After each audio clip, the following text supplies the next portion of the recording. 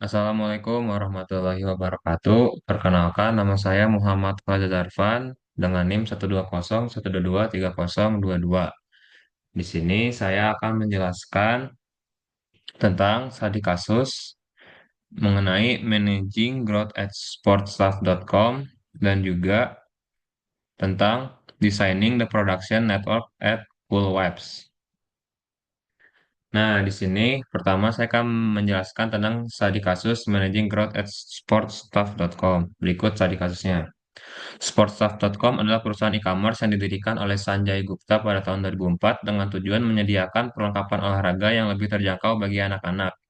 Model bisnisnya awalnya berfokus pada penjualan peralatan olahraga bekas yang dibeli dari keluarga dan surplus dari produsen atau pengecer. Seiring pertumbuhan pesat, perusahaan mendapat dukungan modal Ventura dan memperluas operasinya dengan menyewa gudang di Santa Luis untuk menyimpan dan mengirimkan produk ke pelanggan di seluruh AS pada tahun 2008. Permintaan tumbuh sebesar 80%, yang menjadi tantangan bagi sportstuff.com. Para investor senang dengan dalam jaringan Para investor senang dengan peningkatan pendapatan. Tetapi Sanjay dan timnya menyadari bahwa jika pertumbuhan berlanjut tanpa perubahan dalam jaringan rantai pasokan, biaya operasional akan meningkat lebih cepat daripada pendapatan. Oleh karena itu, mereka menganalisis dan mengevaluasi opsi desain ulang jaringan gudang untuk mengakomodasi pertumbuhan 3 tahun ke depan.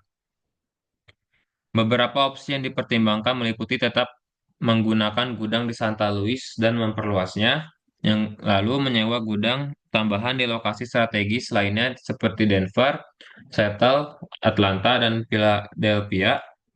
Setiap lokasi memiliki biaya tetap dan variabel yang berbeda, sehingga keputusan ini membutuhkan analisis komprehensif mengenai biaya penyimpanan, transportasi, dan kepuasan pelanggan.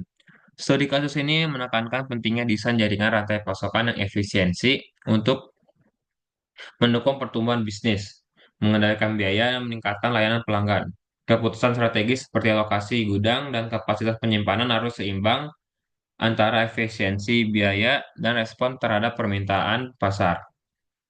Di sini saya akan menjelaskan nomor satu, di mana pertanyaannya adalah berapa biaya yang dikeluarkan sportstaff.com jika semua gudang disewa hanya di Santa Luis. Berikut merupakan Excelnya.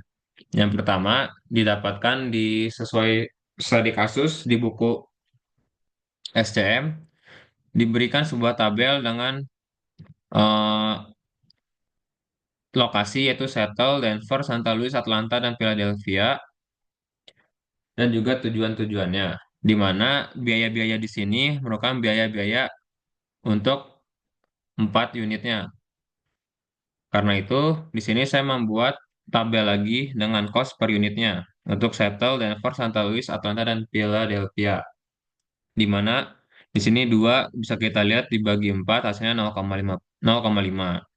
Di sini juga saya memasukkan data untuk biaya small warehouse dan large warehouse. Sesuai dengan studi kasus dapat dilihat angkanya di sini ada 300.000, 250.000, 250.000, 250.000, 240.000, dan begitu juga dengan large warehouse.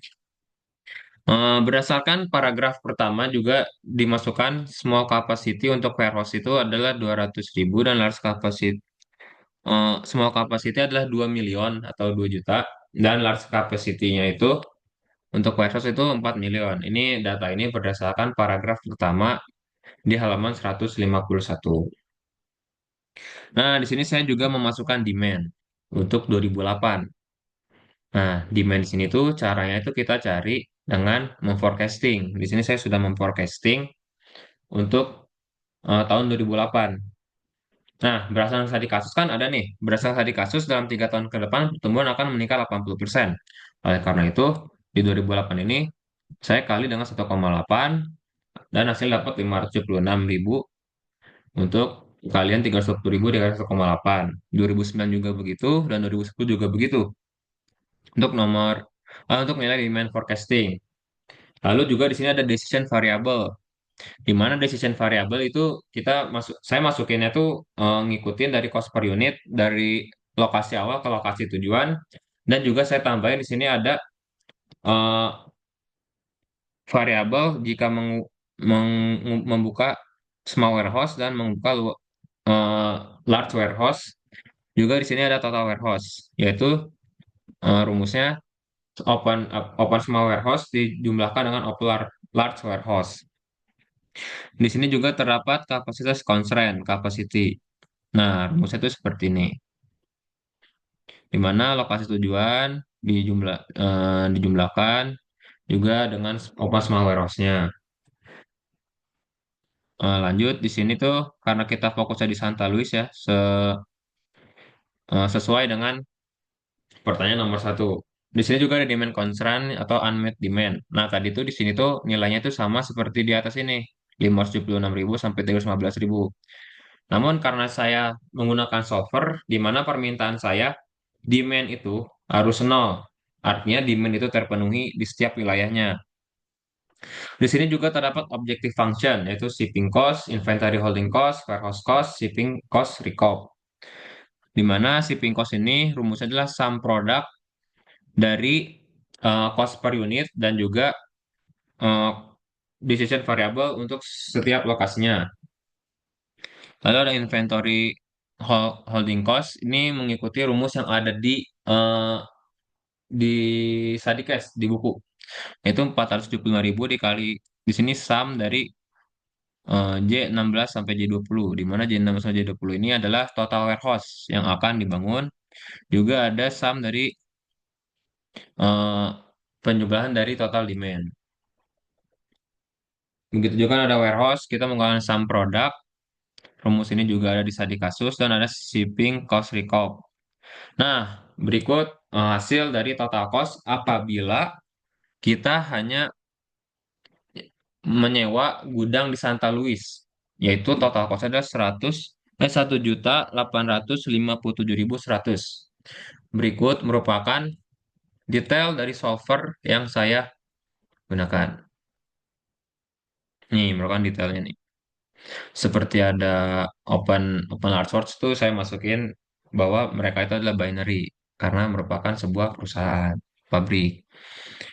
Juga dapat dilihat berikutnya. Kita lanjut ke nomor 2. Nomor 2 di sini adalah konfigurasi jaringan rantai pasok. Apa yang Anda rekomendasikan untuk startforce.com dan mengapa? Di nomor 2 sebenarnya jawabannya itu sama seperti nomor satu. Saya itu merekomendasikan Santa Luis sebagai sewa gudang untuk pabrik sportstaff.com untuk memenuhi memenuhi permintaan berdasarkan rantai pasoknya. Lanjut ke nomor 3. Di sini di nomor 3 adalah bagaimana rekomendasi Anda berubah jika biaya transportasi menjadi 2 kali lipat dari yang tercantum dalam tabel 517. Nah, ini nomor 3 ya. Nomor 3 ini original cost-nya kan segini kan, berdasarkan tabel 517. Terus saya kali 2 di sini. Nah, dapatlah segini. Kita dapat tabel segini. Dengan demand tahun 2008, didapatkan capacity constant itu di settle itu 1.064.000 dan di Atlanta itu 371.000. Jadi kita membuka gudang juga di Seattle dan Atlanta dengan total biaya 3.774.225 dolar dalam satuan dolar sesuai dengan sari kasus. Angka ini akan terus berubah sesuai dengan demand-nya. Misalkan kita contoh di sini kita rubah demand-nya ke tahun 2009 coba. 2009 kita solve lagi. Nah, kan berubah kan? Nah, ntar di satu nilainya segini, juga di Atlanta segini, dan juga di sini decision variable berubah pasti. Di Seattle kita memenuhinya berapa ke lokasi tujuan, dan juga di Atlanta berapa-berapanya itu ke lokasi itu berbeda-beda. Dan juga total cost-nya juga akan berubah. Karena demand-nya juga bertambah sesuai tahun berdasarkan forecasting. Oke, mungkin itu sekian dari penjelasan nomor satu. Study case pertama. Lanjut kita ke study case kedua, yaitu Designing the Production Network at Cool Wipes. Saya jelaskan study case-nya secara ringkas. Cool Wipes sebuah perusahaan yang memproduksi tisu bayi atau wipes dan salep atau ointment. Menghadapi tantangan dalam merancang jaringan produksinya secara lebih efisien, saat ini seluruh produksi dilakukan di satu pabrik di Chicago yang memiliki kapasitas tahunan 5 juta unit wipes dan 1 juta unit ointment. Namun, dengan meningkatnya biaya transportasi lebih dari 4 kali lipat sejak pabrik ini didirikan, model distribusi saat ini menjadi kurang efisien. Manajemen Coolabs mempertimbangkan untuk menambah pabrik baru di salah satu dari 3 lokasi potensial, Princeton atau di New Jersey, Atlanta, atau Los Angeles. Setiap pabrik baru dapat difokuskan pada produksi wipes, ointments, atau keduanya, dengan kapasitas dan biaya tetap yang telah ditentukan. Keputusan penambahan pabrik harus mempertimbangkan biaya tetap, biaya produksi, dan penghematan dari biaya transportasi. Selain itu, perusahaan juga perlu mengevaluasi dampak skenario alternatif, seperti jika biaya transportasi berkurang setengahnya atau meningkat 2 kali lipat terhadap keputusan jaringan produksinya.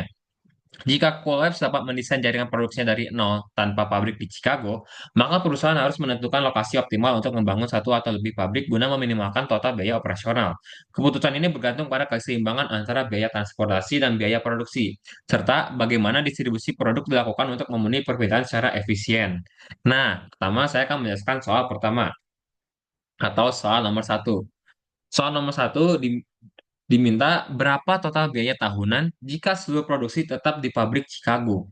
Nah, berarti ini seluruh produksi di pabrik Chicago, di mana kita belum membuka cabang atau pabrik lainnya, masih default sesuai studi kasus. Nah, di sini saya sudah melakukan input data sesuai dengan studi kasus dan data-data yang diperlukan ke depannya. Chicago, di sini ada annual capacity, annual fixed cost, dan variable cost per unit untuk wipes dan juga untuk ointment. Contohnya di sini ada Chicago itu sebesar 5 miliar, annual fixed cost juga, variable cost itu 10, nilainya 10, juga untuk ointment, juga di sini ada 1 miliar, dan fixed cost 1,5 miliar, dan variable cost per unit itu 20. Di sini juga ada demand. Demand untuk setiap lokasinya, untuk wipes, demand ke Northwest, Southwest, Upper Midwest, Lower Midwest, Northeast, dan Southeast untuk ointment. Di sini juga beragam.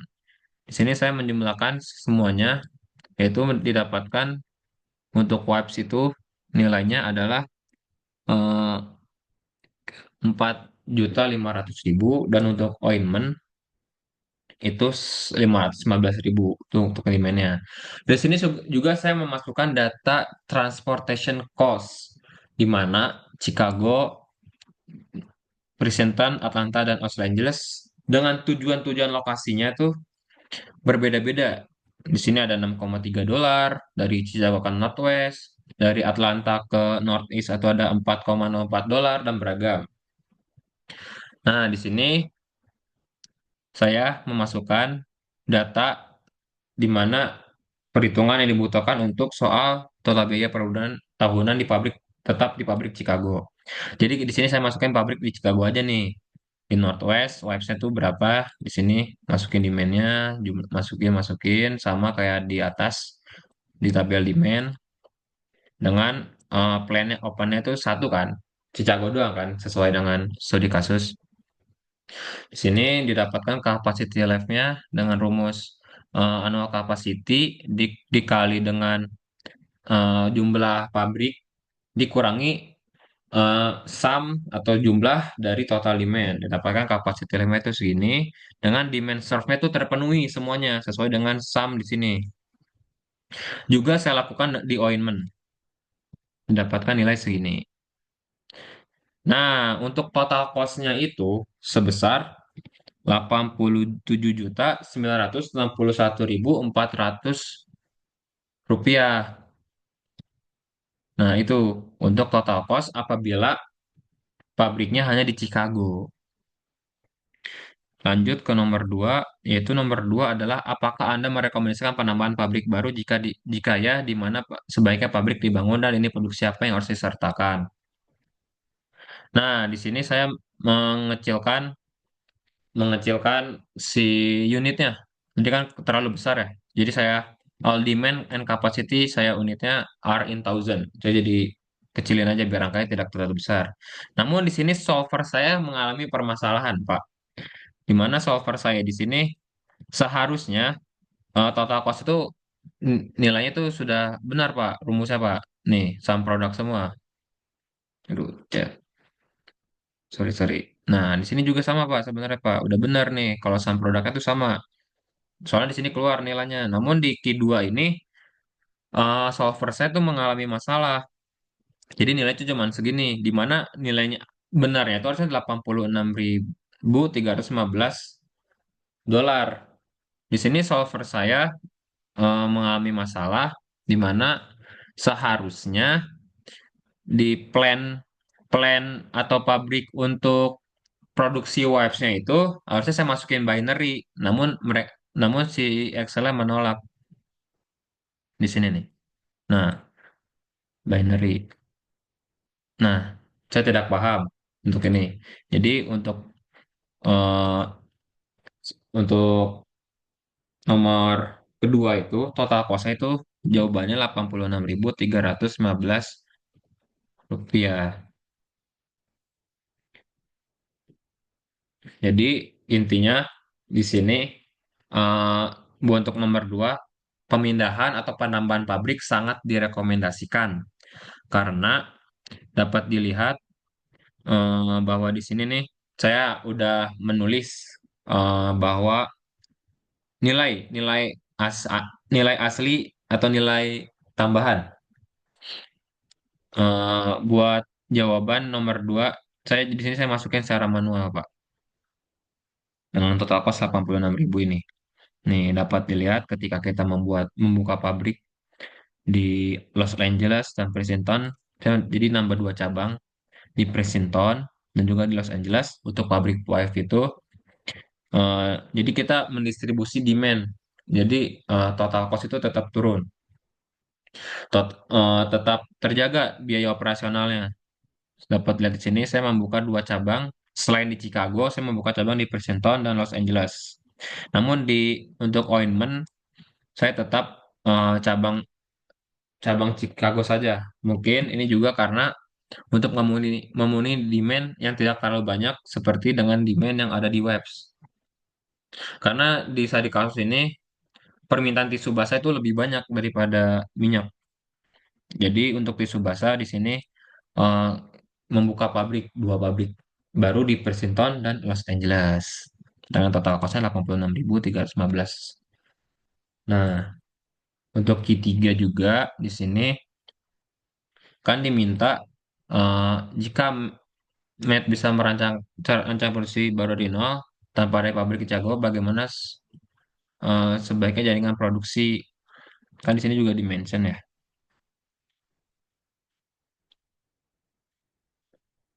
Nih, selain itu, perusahaan juga menggunakan dampak skala alternatif, seperti jika biaya transportasi berkurang setengahnya atau meningkat dua kali lipatnya. Nah, saya mikirnya kalau berkurang setengahnya kan bakal lebih murah kan.